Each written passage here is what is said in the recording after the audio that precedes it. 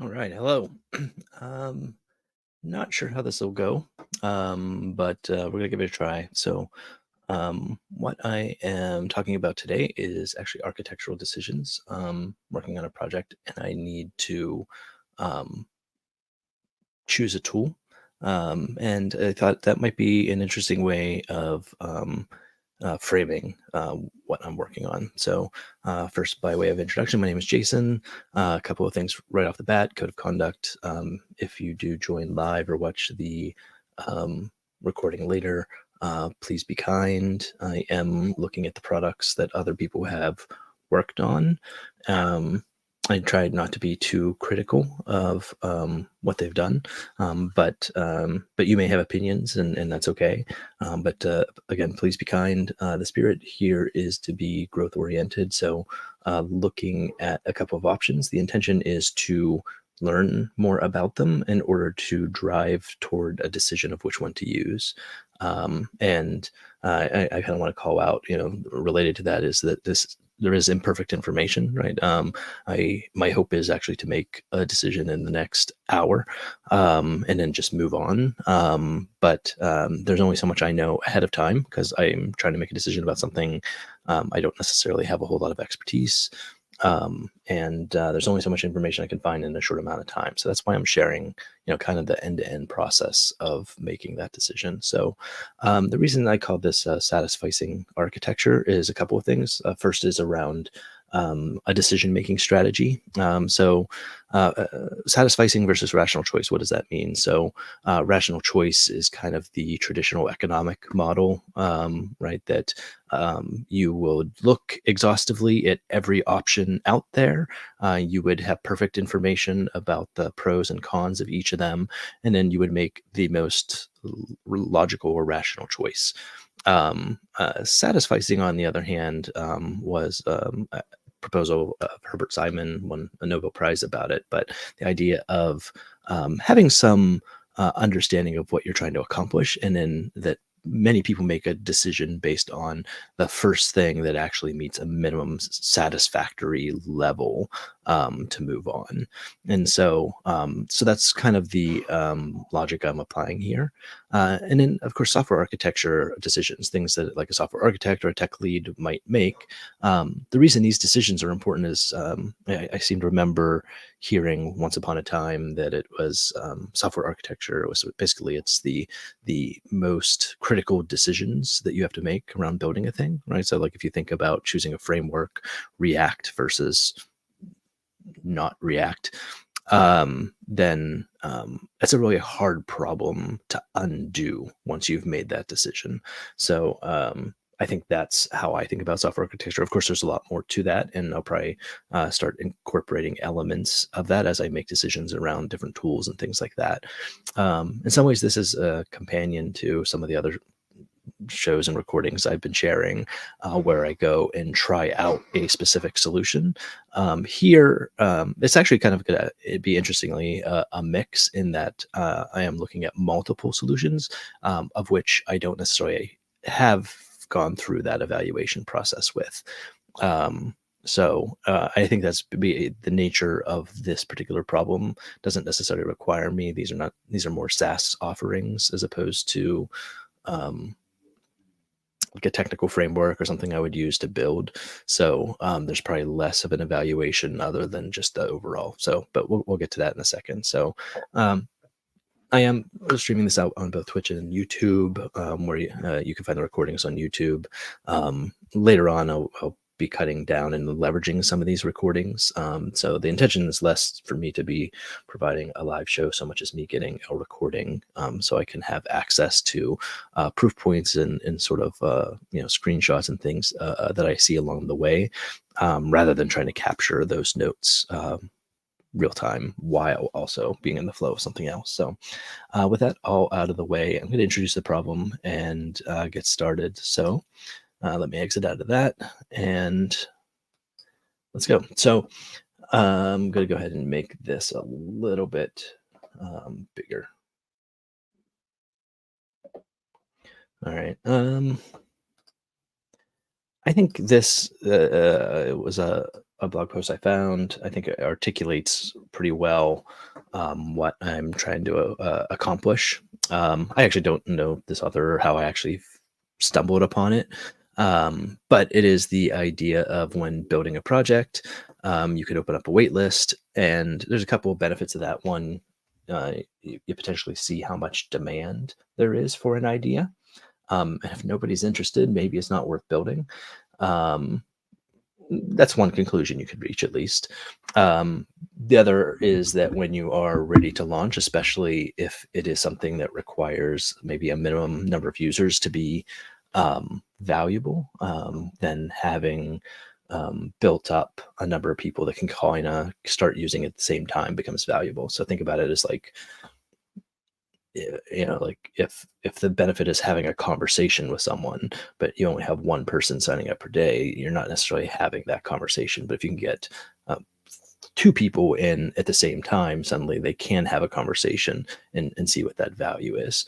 But the point being that in this example, what Robin Hood did, and of course maybe that's a high bar to use as an example, but basically they did start prior to marketing or building their app or launching it, just a landing page, a splash page, making it as clear as possible or as brief as possible what it is, and then having a place to enter an email address. Of course, they took it a little bit further and said that took advantage of like mimetic marketing and basically the idea that, hey, you might get something, an incentive to also share it with other people, such as getting, the more people you share it with, the earlier priority access you get, or maybe it's something related to the app itself. I think both of those are great ideas, but the point is that actually was a really good example of success because they had a large amount of demand before even launching. So I think that is the spirit of what I am considering here. So I will need this browser again, but I am also going to take some notes here. So that was this article. And the intention here is, well, if I wanted to do something similar, how would I go about doing that? And I did do a quick search ahead of time. And it is this decision. I could go build this thing, right? Like I've done some other shows on, I could just spin up a database, collect email addresses, store it in the database, call it a day.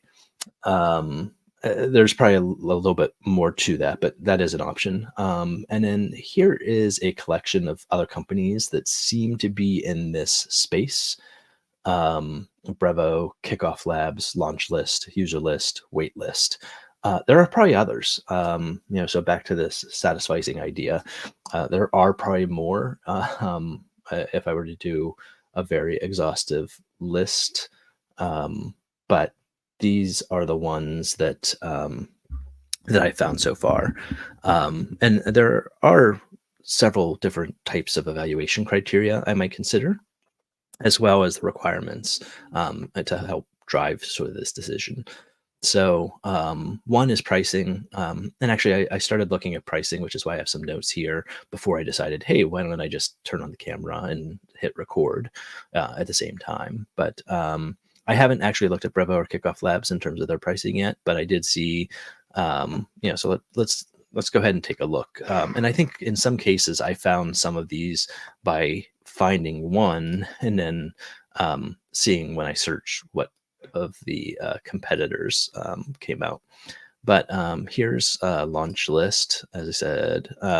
And my first criteria was pricing, right? Uh, if I'm still trying to validate my idea, I may not want to commit a whole lot of money to the problem yet, because I'm already burning um, runway in order to get to that. So I'm going to ignore that.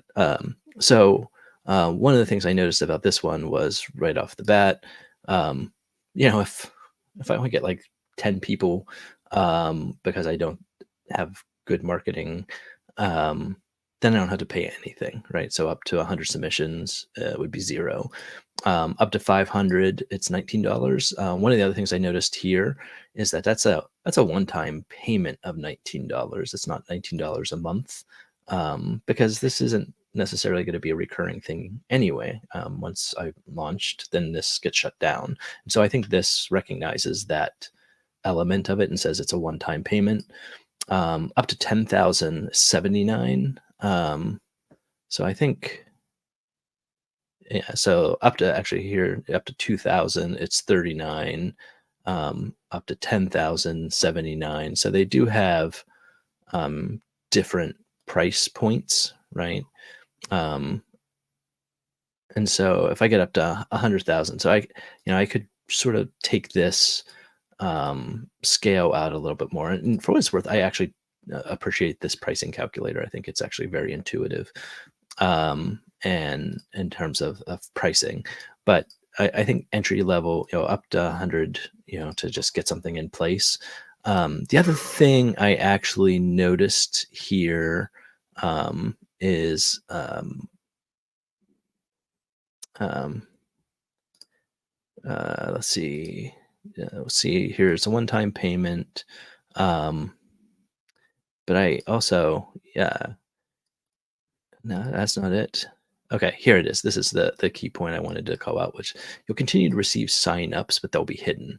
Um, I also find that rather appealing, which is saying, okay, let's say I suspect in budget that I'm only going to have $39 worth of commitment. I expect less than 2,000 people on the wait list by the time I'm launched. I'll have my user management system and it's fine. But let's say some miracle, it becomes 10, 50, whatever. I hit gold. I've got the right idea.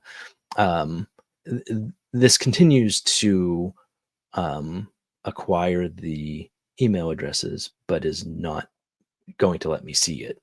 So I would have to pay to unlock it. But that means that I wouldn't lose. So that's actually a rather appealing from a pricing standpoint, which means it's almost like pay as you go, in a sense that if I want access to that list, I can pay for it. If I don't care, then I don't have to. But that would be pretty poor form. So you're kind of locked in. Um, but yeah, I guess it's if it gets over 100,000, the pricing is unclear, and we'll have to figure that out. But otherwise, on the upper end, it's like 319. So I might say, lower bound, upper bound. Um, if this is for 100,000 or 19 for what was it, 1,000 or 500, right? So that gives a sense of a range there. So let's look at this next one, user list. Oops, not Python. This is another site I saw, and then looking at the pricing here, similar calculator, I can say like, oh, I'm going to go really big or really small. So here it does look like the minimum is 149, right? So entry pricing, I said NA, but really it's 149 a month. Well, or I should say, yeah, so maybe entry pricing is the wrong criteria here. About pricing.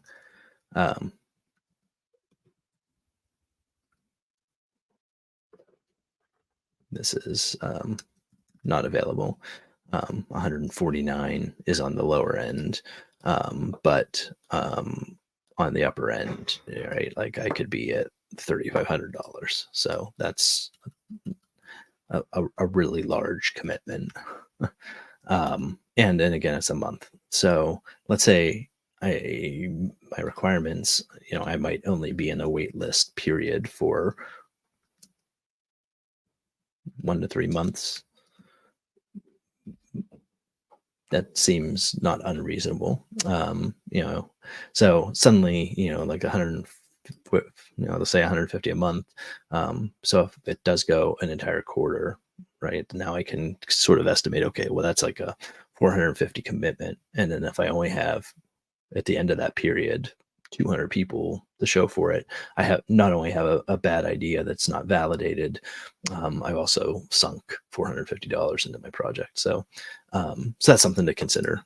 So this next one, I can close this too. Wait list,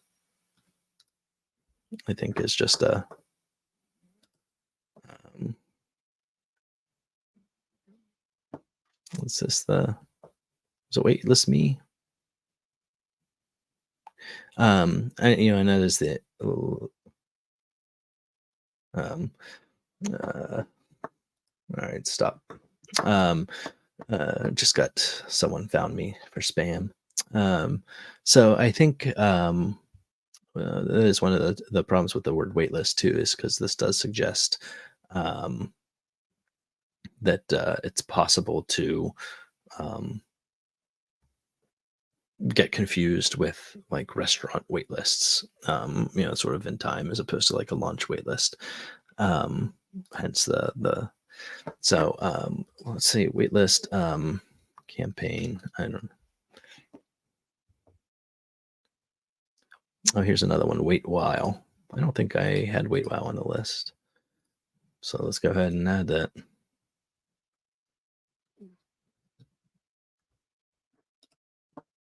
What's going on here?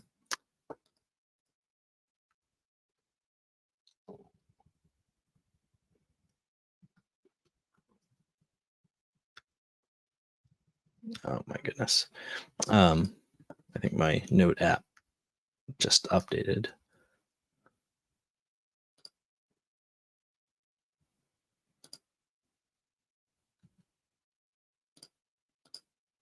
And now it's not working. It's not right.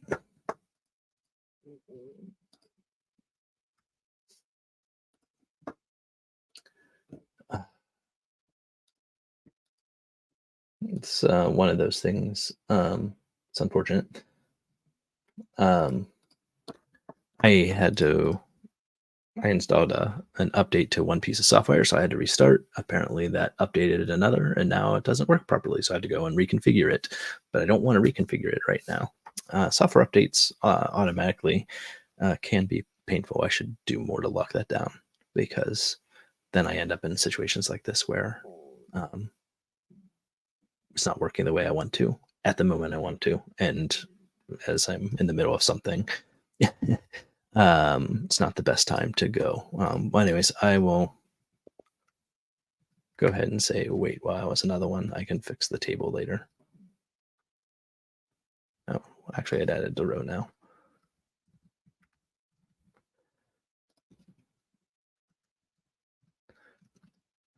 Um, let's see. Build hype for your product launch using a waitlist app. Okay, let's see what the pricing is on this one while we're at it.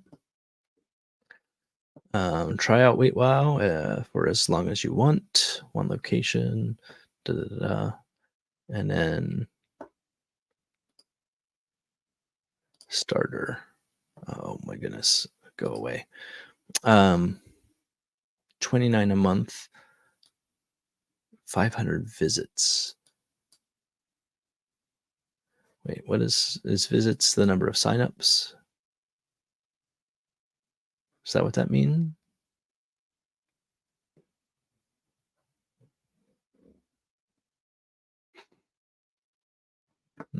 Unclear. Okay. Well, anyways, so let's go ahead and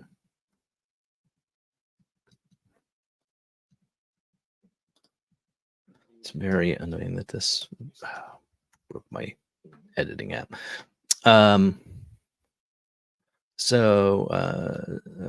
Wait while is 0 a month up to 50. Is how I'm interpreting it. 29 a month up to 500 and 196 a month up to 1,000.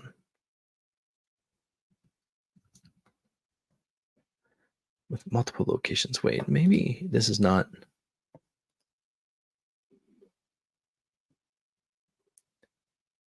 Virtual wait lists. Oh, so this is appointment scheduling and stuff. So it's not even the same thing. All right, forget it.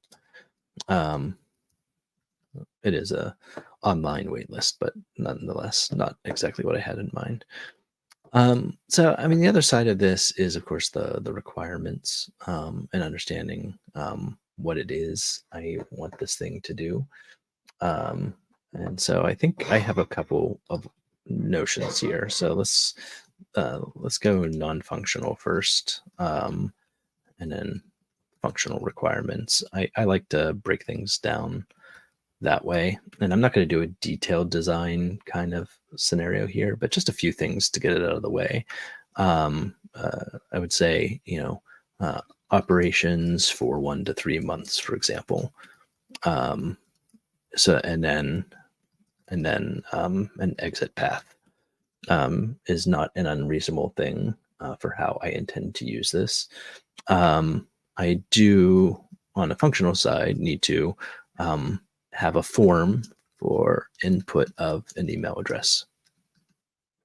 I need storage for the email address.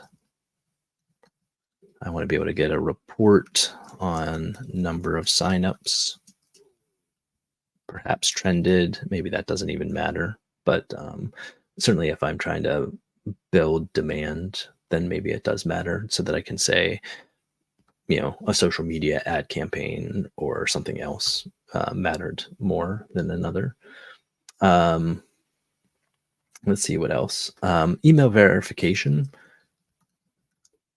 I think, is helpful.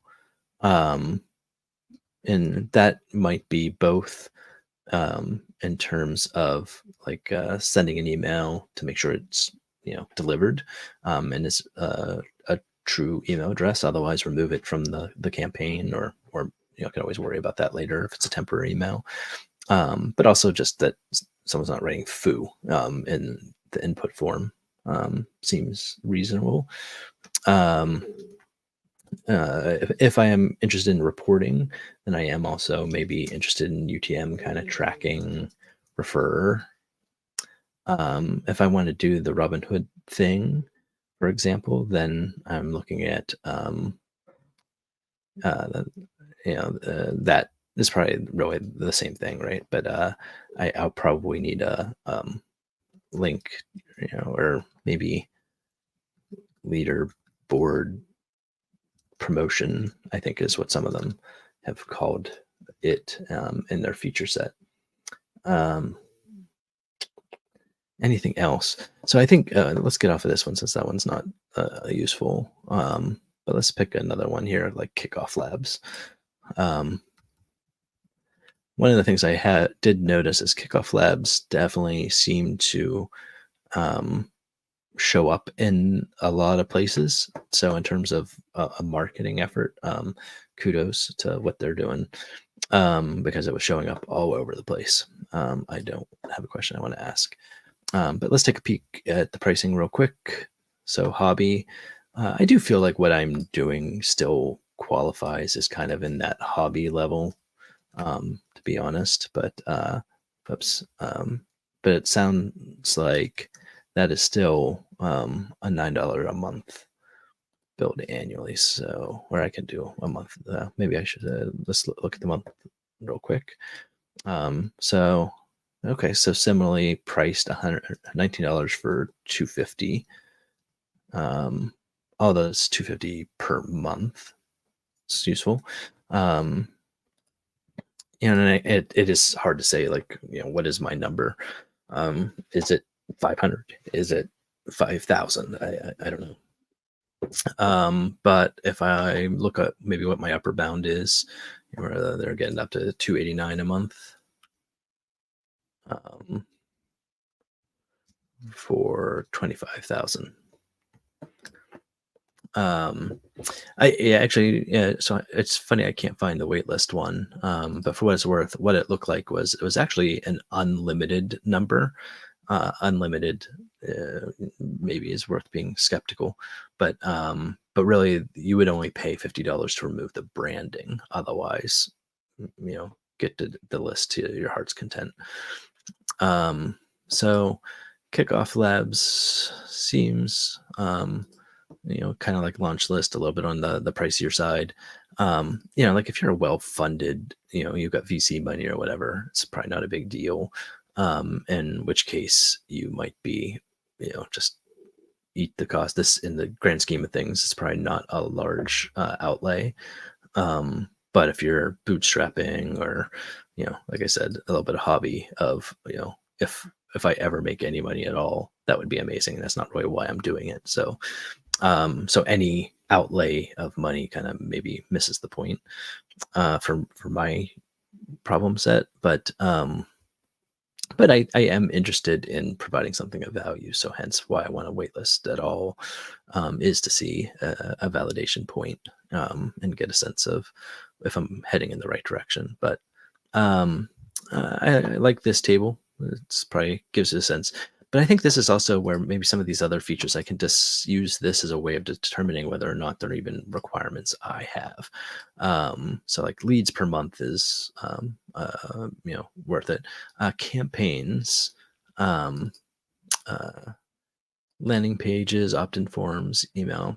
Actually, and to that end, I think, I'm gonna add one more to this list: unbounce. Um, I in other contexts, I'm aware of it, or I've been part of orgs that have used it. Um, it's more than just the sign up form. That's actually a landing page, but I think it might help with that as well.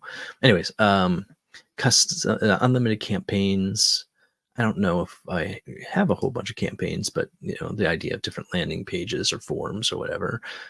Custom domains. I only have one domain, so that scale does not matter.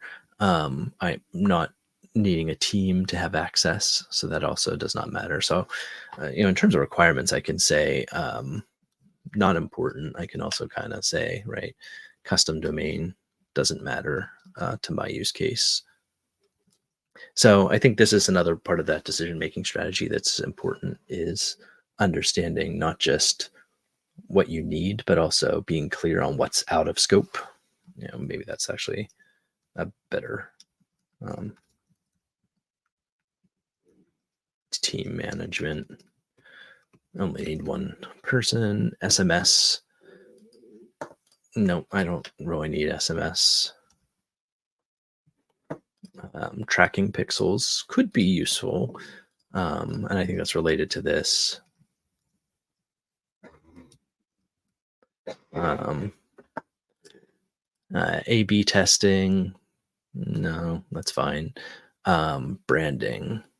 So this is actually, here we go. No branding for the SaaS. Or let's just say custom branding. So here's an example here where the free and hobby includes kickoff labs. So suddenly here, it's worth calling out. Um, um, Although interesting, they say there's a free plan. Start free.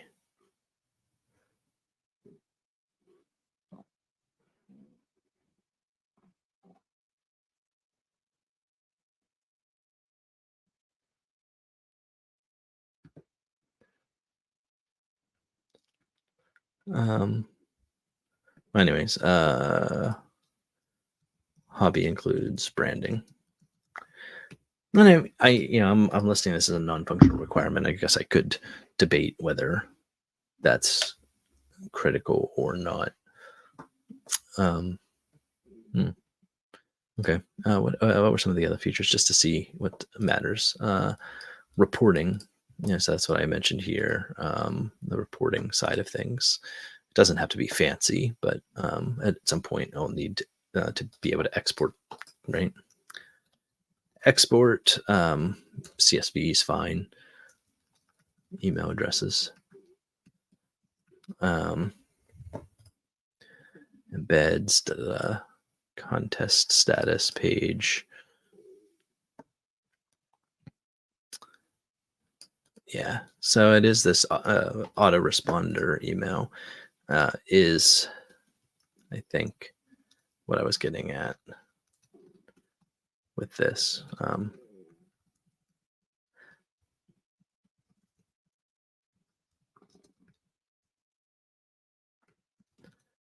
Um,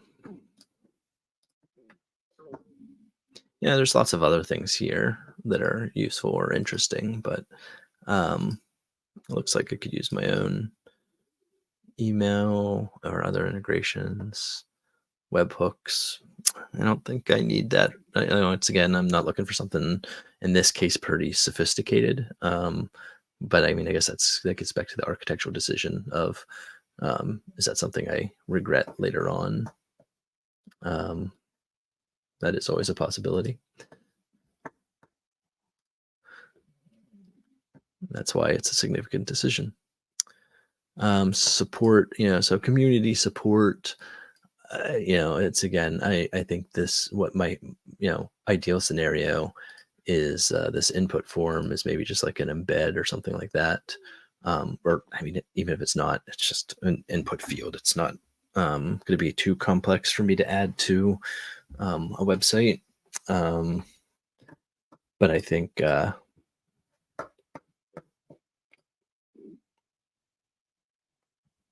okay. What other requirements might I be considering here? If I maybe take a step back and think more holistically about what evaluation criteria I might use normally. So let's come up here for a second, just list a few of them. Documentation. Um, I don't think that matters in this case. Again, I'm imagining a widget or it's a site builder. I kind of want to shy away from the site builder because I want it to be part of my app as opposed to some other URL I would have to manage. But community, do I care if there's a community in this case? No, this is it's a single use case. Um, so the idea of needing community support or maintainability or any of that does not necessarily matter. Testing, do I care about being able to test? I think the test should be straightforward. I could just put in, you know, my email plus some random key just to see if it ends up on the list. I mean, that would be burning one of the leads, but it would still work. What about like credibility? And maybe your maturity, stability. Um, so like some of these, it becomes a question of if this is someone else's hobby project, and they're saying you can have unlimited number of leads, does that suggest that they're not thinking through, or does that also on the other side, someone is charging more? Does that mean that's because they've built something of higher value because they know that it works, and then you don't have to worry about it? Um, what about extensibility? Um, Again, I think this is an email address for a couple months and then it goes away. So I don't think that's a problem. Somewhat related to community support, um, or even training. For a more complex project, maybe this matters, or like if I'm using some other major tool, that could be important. But in this case, I think it's okay. What about security? Um, this I think this is another reason for looking to not build it. There are all kinds of regulations, compliance around collecting information from people. Um, so if some other company has already sorted that out, that has value, so that I don't have to figure it out. Um, and that's maybe more a compliance thing rather than security. But what if I gather a bunch of leads and then somehow someone gets access to it? Is that a big deal? Someone gets a list of these email addresses. I don't think there's any um, risk. um, yeah, it would be unfortunate to know who was interested in what we're doing, but I don't think that's a problem. But that is data loss, either someone else taking it or me not having access to it. um, Means potentially a missed opportunity, right? So is it worth paying some amount of money to make sure I do get the list, as opposed to paying nothing and then having someone say, oops, we screwed up, whatever you did in terms of marketing and demand gen to get a big list of people to get into your app, or system, are no longer available to you. That would not be cool. But yeah, I think some of these are good examples of categories of things to think through in terms of an architectural decision. Um, okay, one more here, Brevo. Let's go take a peek at that. It looks okay. So this is a full CRM solution. I forgot it. I might have heard about this one before, but it does obviously a lot more. And maybe HubSpot has a similar thing if it's in that category of marketing CRM type things. This might fall into that category of complexity.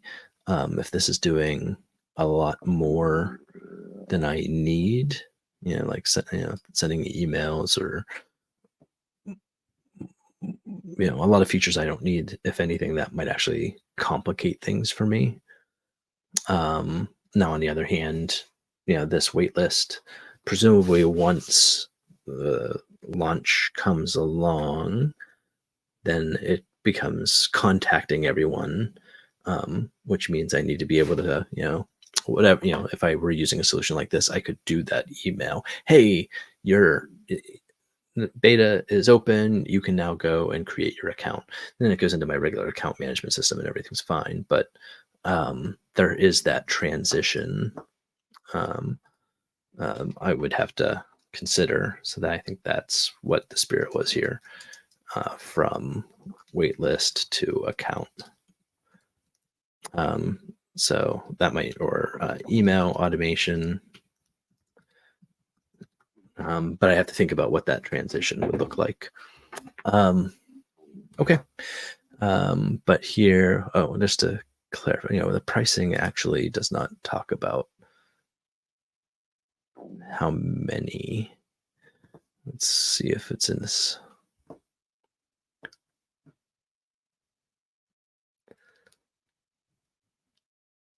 Unlimited contacts, 2,000, but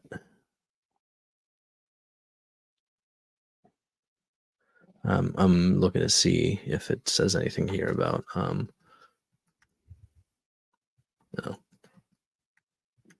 Yeah, I don't know how I heard this. This one must have just come up somewhere, but it sounds like it's a lot more, and maybe I could use it as a waitlist solution, but it's actually positioned in as something a little bit more than that.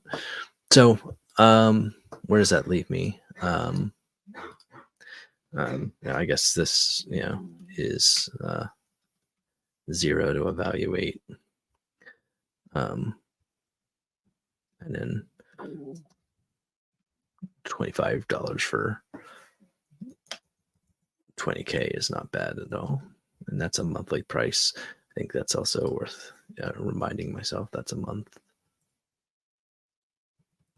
I don't know. Is there an abbreviation for one time? Just OT? I don't know. Just to clarify in my notes if I look at this later. Okay. So is pricing the most important criteria for me? I do need to say, like, okay, these functional requirements, which of the other ones do offer those things, or not, and then I can come up with a ranking of them. But I think that was the point of this show, was to kind of go through this process of say, like, hey, how do I compare? How do I gather a list of things? And then how do I make that decision? So I think there's a little bit more legwork here to do, in terms of actually testing and seeing which of these support these functional requirements. But at the end of the day, pricing and scale are probably my most important criteria. So if I'm thinking about satisficing, then those are the only things that really matter. Actually, let me just see real quick Unbounce and see um, if they do offer something similar to this. Um, what it call could be considered lead gen, drive more leads.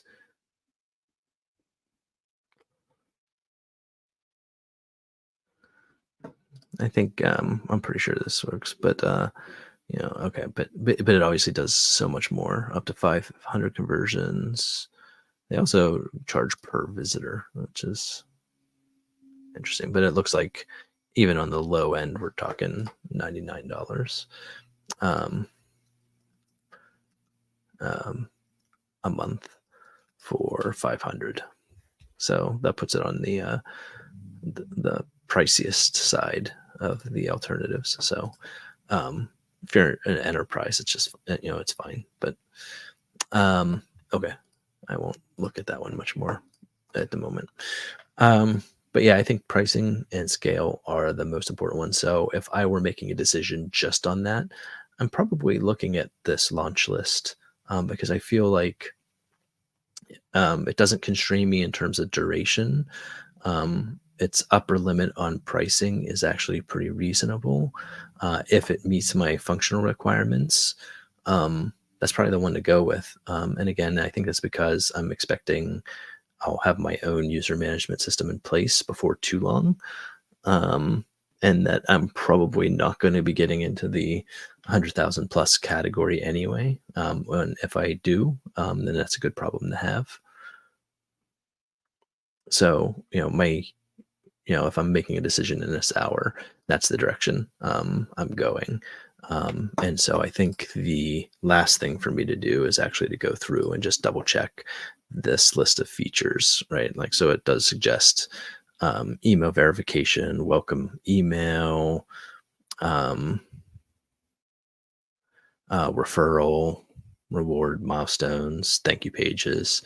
Um, that at a quick glance it actually has all of the features I do need, or I can move up to the a $19 one-time payment's actually not so I guess I would have to pay that in order to get to the email verification, but that is a perfectly, I think, reasonable price point to get those features.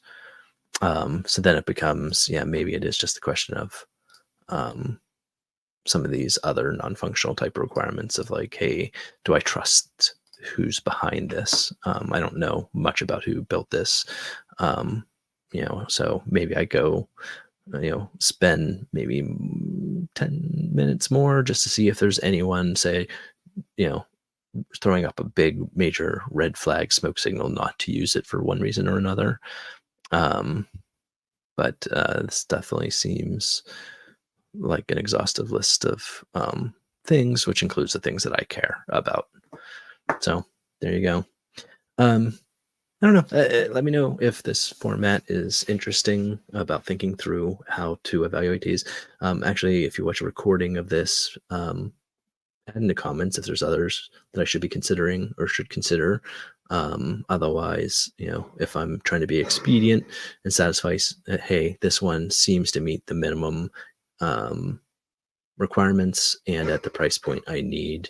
And so is it worth more time evaluating others? So anyways, thank you. Have a good rest of your day and more on the next decision I have to make. I'll pop these up probably pretty ad hoc. So, but check out developerxp.com or subscribe to the channel so you can get updates when I'm going live again or doing another show. So thanks.